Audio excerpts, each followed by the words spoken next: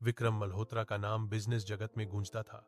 Malhotra group of industries के मालिक, जिनके पास 5,000 करोड़ का साम्राज्य, मुंबई के पॉश इलाके में एक महल जैसा बंगला और महंगी गाड़ियों का काफिला था।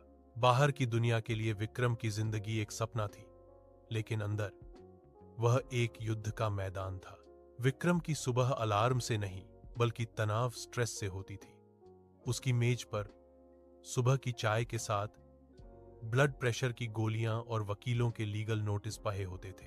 पहला संघर्ष, रिश्तों की कीमत। विक्रम की पत्नी अंजलि अक्सर कहती थी, विक्रम, हमारे पास सब कुछ है सिवाय तुम्हारे।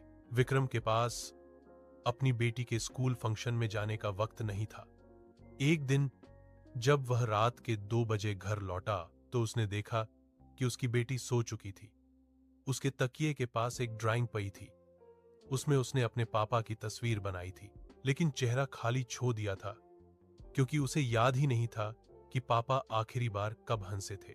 उस रात विक्रम अपनी करोड़ों की कार में बैठकर रोया। उसे एहसास हुआ कि वह दुनिया खरीदने निकला था, लेकिन अपना घर खो रहा था। दूसरा संघर्ष, विश्वास का संकट। अमीरी का सबसे बड़ा श्राप यह था कि उसे पता ही नहीं चलता था कि कौन उसका असली दोस्त है और कौन उसकी दौलत का। उसके बचपन के दोस्त, जिसे उसने कंपनी में बहापत दिया था, ने ही उसके साथ धोखाधड़ी की।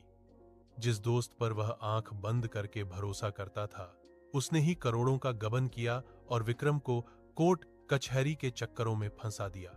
भीड़ में खड़ा विक्रम अकेला था। हर हाथ जो उससे मिलाया जाता, वह कुछ न कुछ मांगने के लिए होता। लगातार काम और बिजनेस की टेंशन ने विक्रम को 45 साल की उम्र में ही बूढ़ा कर दिया था। उसे इंसोम्निया हो गया था।